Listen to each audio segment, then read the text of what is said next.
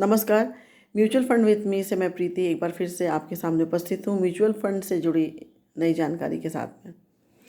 Sensex ने अपने उच्चतम स्तर को टच किया, थोड़ा सा नीचे आया और अब उसके आसपास घूम रहा है।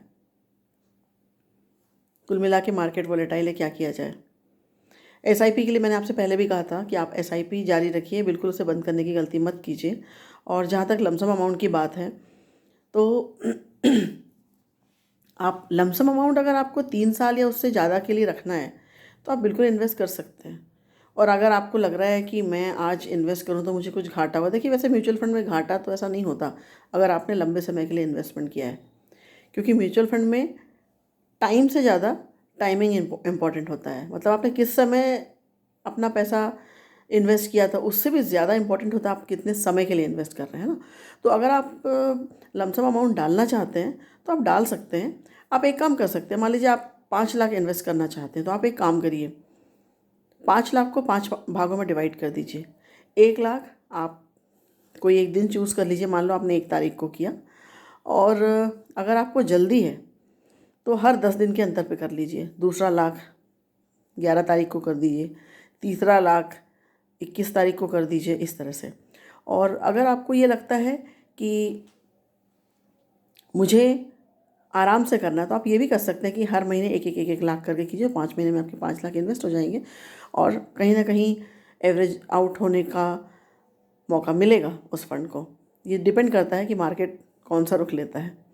लेकिन हाँ, मैं आपसे एक बात कहना चाहूँगी कि लमसम भी अगर आपको डालना है तो इतना डरने की ज़रूरत नहीं है, क्योंकि आपने लमसम डाला है, अगर लंबे समय के लिए 3 साल या 5 साल के लिए डाला है तो वैसे ही आपको ग्रोथ तो मिलेगी। और बहुत सारे रिस्क धीरे धीरे जैसे जैसे समय बीतता जाता है रिस्क ख़त्म होता जाता है ना, ख़त्म की तरफ बढ़ता जाता है।